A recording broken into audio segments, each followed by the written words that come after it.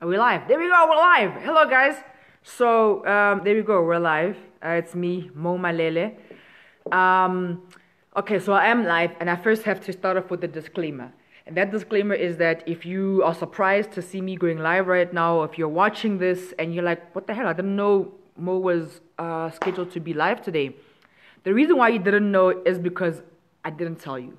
Because this is an impromptu live session, completely like unscheduled, relatively unscripted. I literally was just sitting. I'm at the office. I'm at my offices today, as you guys can see. Hello, that's me at the offices.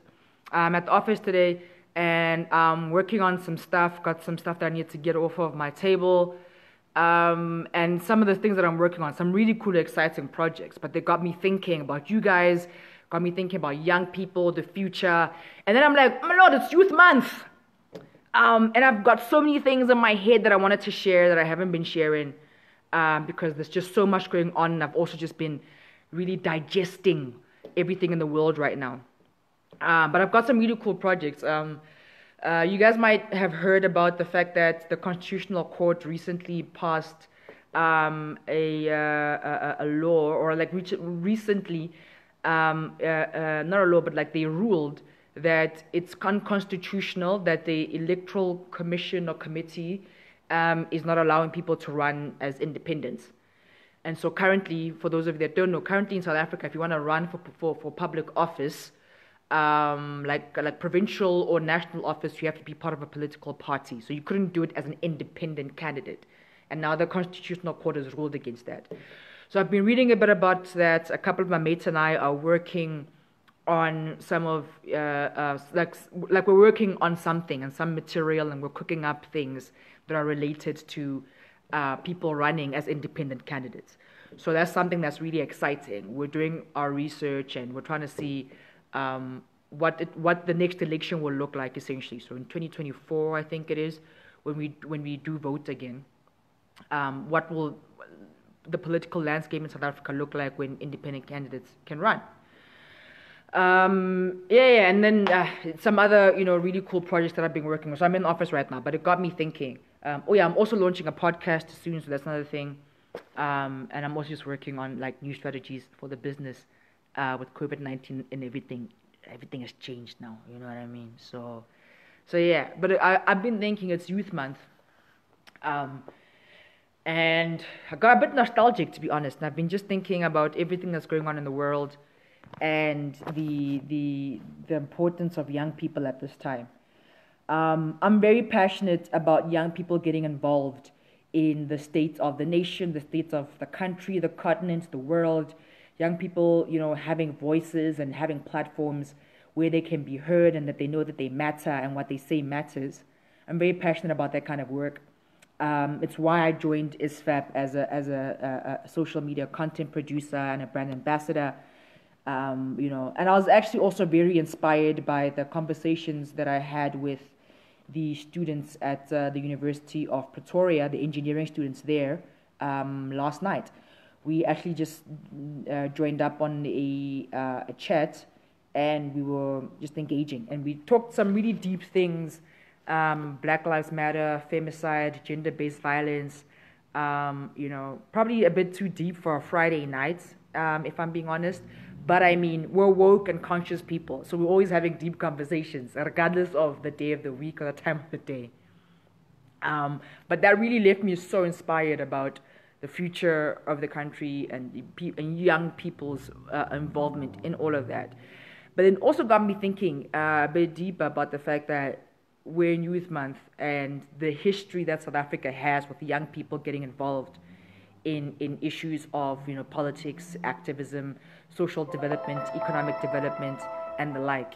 And that this is something that's very important and something that we need to keep going. And like I said, I'm very passionate about this topic. In fact, when I was in varsity back in, I think it's 2013, 2014, I was invited to TEDx UCT. And they invited me, and I did a talk at TEDx UCT titled The Importance of Youth in Revolt. And the whole discussion, the whole chat was basically about how it's important for young people to get involved in revolutions, in politics and activism work, social development work, economic development work, like ridding our societies of poverty and income inequality and racial inequality, etc. So I can share the link to that talk if you guys want, but it's on my YouTube channel. So you can just go into YouTube and Google Mo Malele. You can get that TEDx talk. But essentially, I've been very passionate about this topic for like years, even when I myself was a student. But I don't want to be too long because it's impromptu. I just wanted to share some stuff with you guys that with everything that's going on in the world right now, and I mean globally, the world is going through the most right now. And I was sharing this with the students last night, the guys that I was chatting with at UP, that it's interesting that all of this stuff is happening at the backdrop of COVID-19. So you're still seeing the normal social ills that we have, things like police brutality and racial inequality. You're still seeing gender inequality and gender-based violence. You're still seeing femicide. You're still seeing all these normal things we have, even through the realities and the lenses of a global pandemic. That even with the world at war against an entire virus that is killing people, we are still seeing these normal day-to-day social, societal ills still plaguing society. Almost as if to say, humanity doesn't care about what's going on in the world. These things will still persist regardless of whatever else we're being threatened by. And I don't take that lightly. I take that very seriously because it's an indication of how serious these issues that we are facing are, and that we need to approach them with the same level of intensity and seriousness that we are approaching the virus that is COVID-19, coronavirus. But I wanted to also just share with you guys that, I'll keep saying it's Youth Month. And that as much as it sounds quite overrated, oh yeah, the youth, they're the future, oh yeah, Youth Month, youth have the power and everything. It might sound overrated and overdone, but it's true. It's overrated, I suppose, because it's the truth. We must not forget that for us to be where we are right now as a country and as a continent as well, post-colonialism, post-apartheid, young people were at the forefront. Like, young people were at the heart of it. They were very involved. We must not forget that there are a lot of young people who gave their lives for us to be the country that we are right now. And we're not perfect. We're very imperfect. We have a lot of issues that we need to deal with, and I've mentioned several of them just right now in this chat. So I'm very aware that we're not perfect. We have a lot that we still need to deal with and get through. But to be where we are right now, where we are a democratic nation, where one man's vote matters just as much as the next man's vote, where we are allowed to move and be in spaces and places as human beings like anybody else, to be in a space where that's in legal doctrine, it's in the Constitution, we are a democratic country. Just for us to be in that space and place, a lot of young people sacrifice their lives, and a lot of them sacrifice their youth because they were also imprisoned, because of their political involvements. We've seen the power that young people have in this country with roads must fall, fees must fall, am I next? We've also seen young women, raising revolutions because they were facing prejudice and bias because of the color or the texture of their hair, which sounds ridiculous even to just say that people can face bias just because of the texture of their hair, and they were forced to straighten it, or they were being hauled into disciplinary committees or detention or getting ostracized because of the texture of her hair. It sounds ridiculous, but we know this stuff happened, and we saw young people raising revolutions to bring this to mainstream media, to bring this to mainstream attention. And it worked. It came to mainstream media, and we saw it happening. So young people in the country have a history of revolution. They have a history of power, a history of voice and platform. Platforms and voice that they created themselves, by the way. It's not to say that the state gave them this power or that corporate gave them the voice or whatever. No, they took to the streets themselves. They mobilized and strategized themselves. And that once again speaks to the power that young people have always had in this country. And we must not forget that.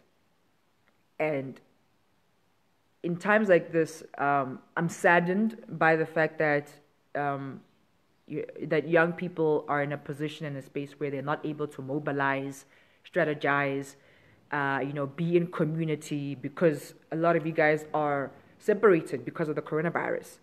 Some of you guys are back home. Some of you guys are still at your residences. Some of you guys are in between the two. And we don't know when things will return to normal, where everybody will be back at varsity and be in community. We're still working our way to that, right? There's a glide path, but it's slow moving. And so young people aren't able to easily be together and to strategize and mobilize like they were able to some 3, 4, 5 months ago. But on the bright side, it also gives us an opportunity as leaders, as young leaders, to understand what it means to be a young leader leading a revolution, mobilizing and strategizing in a time of virtual community. In a time of virtual community, in a time of a digital space. So what does it mean to lead a revolution, to start a revolution at the very least, in a time where we cannot be together? So I think what I'm trying to say is, one thing we need to take away from this when we do come back to spaces where we're together is that we must know how to raise up a revolution virtually, leveraging digital technology. I think that's what I wanted to say there. I went roundabout to get that point down, but that's what I wanted to say. Because we know that digital media is taking over the world one way or another, whether you like it or not. So, as we move on with our lives and we get involved with things, we're eventually going to be in different countries, continents, contexts. And so it will become increasingly important for us to, as leaders, be able to rise up and to mobilize digitally and virtually. So I think that's one thing that we should be able to take away from this. And I think in closing, I didn't want to be too long because this is impromptu. I told you guys, me, I like things. I'm a liker of things. But I think in closing, what I really, want to say is that we must remember how far that we've come. That yes, we still have a long way to go. We're not perfect, but we've come a long way. And that you guys have always been involved. And when I say you guys, I mean young people. In my era, we were involved. The guys that came before us, they were involved. They mentored us. The guys that are going to come after you will be involved. You must mentor them.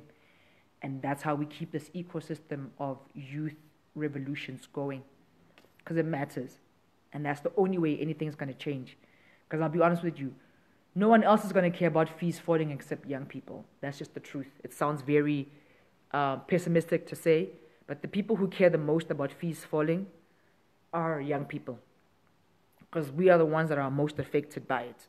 You guys are the ones most affected by it. So let's not forget where we come from. Let's keep going. And let's remember, and I also want to say, actually, I made a very important note of this, that this is not just about politics. This is actually not at all about politics. Because I think sometimes politics, the word politics, has a very negative connotation to some people, and it feels aggressive or divisive, and they can't relate to the term. So this is not about politics, and I want to make that very clear. This is not about politics. This is about building a nation, building a society, a community, and a world that we can all be proud of. A world we can all be proud of, and a world that we all want to live in. And I say, and I added the word world in there, particularly because you must remember that we live in a time of globalization. And what globalization has done, as you can see now with COVID-19, it's made the world one big fat country. Yes, a complicated country, but one big fat country nonetheless. The world is one big fat country now because of globalization. That's how a virus can go from one part of the world to every other part of the world in a matter of, a month. Because we travel and we move around the world so easily and so freely. So it's not enough for you to just focus on the country that you're in or your little corner or a nation. We must understand that we're also building a world that we all need to be able to live in. And so that's why this is not about politics. It's about building this nation, this country, this society, this world that we can, one, be proud of and one, want to live in. But most importantly, a world where everybody, regardless of their race, gender, color, creed, sexual orientation, sexual preference, income levels, social status, background, whatever, regardless of all of that nonsense, a world where everybody can be safe and feel that they are safe. A world where everybody is valued. A world where they feel like they have a sense of human dignity, integrity, and that they are respected. A world where people are heard, where they are worthy, and where they feel that their voice matters. So this is not about politics. If for those of you who get turned off by this idea of political revolutions and politically involved and activism and whatever, it's not about politics. It's about building a world we want to live in. Because we're currently living in it, by the way. And your children are going to live in this world. Even though for many of you, having children is like far away from now. But this is a world that you're currently living in. And your children are going to live in. And so you want that world to be worthy of that existence. Worthy of your existence, at least. The last thing you want to do is, get a really cool job in the States and not be afraid to take that job in the States because you don't know if you're going to get shot or not. Like, you don't know. And the last thing we want to do as a country is have people come to our country as South Africa and all they know about our country is gender-based violence. Yeah, we see Table Mountain, the beaches, the people and the culture, so amazing. 11 official languages, so much rich cultural heritage, but gender-based violence. Like, the last thing you want is also for our country to be painted with that one brush. The same way that America right now is struggling with that one brush of just, Black lives don't matter type thing. That's the last thing you want. And so it matters. It's not just a political discussion, it's a social discussion. And one that we all need to be a part of and one that we all have a part to play in. And that's me. To those of you who had the opportunity to tune in, thank you very much. If you missed it, don't worry about it. This literally was impromptu. I was chilling at the office today, getting some work done, and got really thinking about the conversations I've been having with young people across the country and everything that's going on right now in the world. And I just wanted to share this whilst it was still fresh in my heart and in my mind, and whilst it's still relevant and relatable to a lot of you guys. So thank you to those who have been able to tune in. If you haven't, don't worry about it. You can catch it and keep playing it. You're probably playing it right now anyways. But yeah, if there's one thing that you, like, I think the things I want you guys to take away from this is, one, your voices matter and you need to keep your voices heard, keep them loud, keep them energetic and spirited. Don't let COVID-19 muffle your voices. The voices of the young people in this country, in this world, matter. I would say they matter the most. To all of you guys who are involved in some sort of movement, you're in a leadership position, you're involved with the revolutions, you're following what's going on in the world, and you want to play a part, and you want to continue playing the part that you were playing when you were in varsity and you had your entire community around you. I urge you guys to get involved in terms of learning how to keep movements going virtually, leveraging digital technology and digital media, because that's the future of all revolutions and all movements as technology becomes more and more advanced and takes over the world slowly but surely. But thank you very much for tuning in. Please feel free to comment, like, share, DM me if you want to chat offline. I'm always available. And a special shout out to the engineering students at ISFAP, University of Pretoria, for an amazing chat last night. You guys actually really inspired a lot of things that I wanted to share today and was thinking about. So shout out to those guys.